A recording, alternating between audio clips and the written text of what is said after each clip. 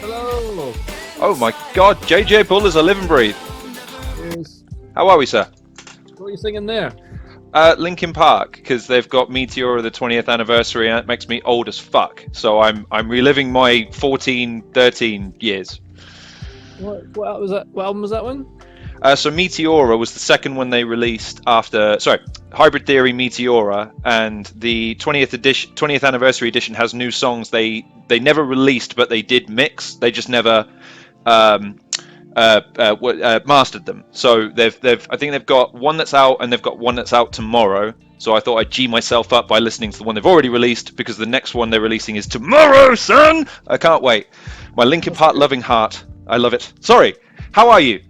I'm good. I'm good. Yeah, I'm fine. Yeah, it's good to know about Linkin Park. Good to learn. Well, you're a music fan, by the way. I'm short on time, but I have to ask: your musical influences, who are they? It goes. From where though? Everything. I mean, the moment I just have a load of stuff on my Spotify list that I don't even know who they are.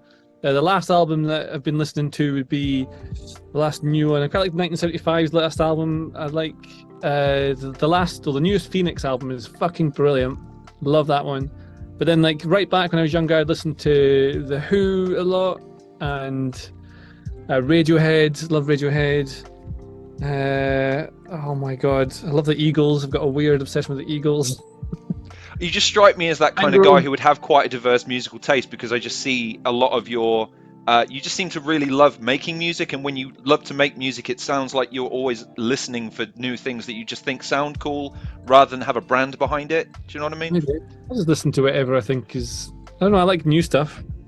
I like to be entertained, and I like things that are clever. I like things that I couldn't have made, like Radiohead, an LCD sound system. I love all that. 100%. It's the same with vocalists. Vocalists get me when I hear someone sing something. I try and sing it, and I go, how the hell do they? I have a voice box. They have a voice box. How come I can't do that? So it's great. I also like that era you're into Linkin Park. I would have been into bands like NoFX and Blink-182 and stuff like that at the time. See, I did get into Blink-182, but the trouble is, Carnal Sin, my mum liked them. So at the time, I had to be anti anything my mum. So that meant I couldn't listen to Blink-182, Green Day. There were others. Guns N' Roses. What era are we talking about for Blink-182 and Green Day? What are the albums? What would be the first one you came across? Take Off Your Pants and Jacket. You see, it's so Enema or like Dude Ranch would be where you need to start. Otherwise, it becomes just Take Off Your Pants has got a First Date on it, and that's too poppy, and that's when I go with like full on like poppy, and that's actually quite nice when you take it in separation. I saw 21 Pilots, whoever they are, I saw because they're placing them in Lollapalooza in Chile or Argentina, one of the two, because Travis Barker broke his finger, so then they were covering for them and they played First Dates.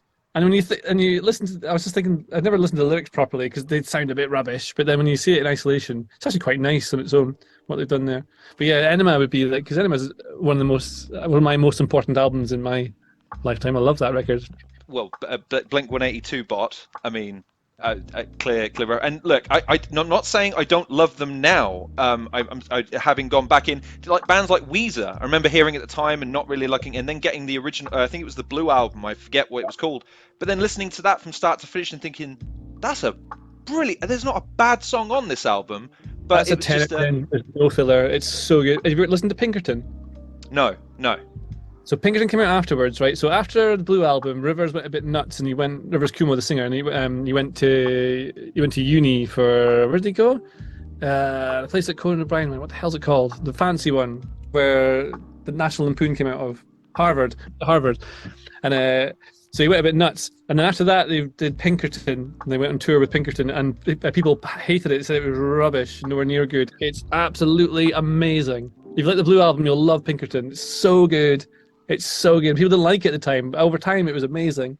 And the third record came out and it was very good. You do get that with people who are fans of something and then they come out with something different. At the time, again, 14-year-old me, I liked Meteora, but then 2006, Minutes to Midnight for Linkin Park came out, and I remember me and my friend bought it day one. We're sat in sixth form on our little Tesco suits, and we heard it and we went, first three songs are cool, rest of it's trash. 20 years later, I'm like, do you know what? That album might have been really, really good. And when I saw them live, I was trashing them live because they were playing their quote new stuff. And it's just such an uncultured approach to music. But I only know that now, being an old man.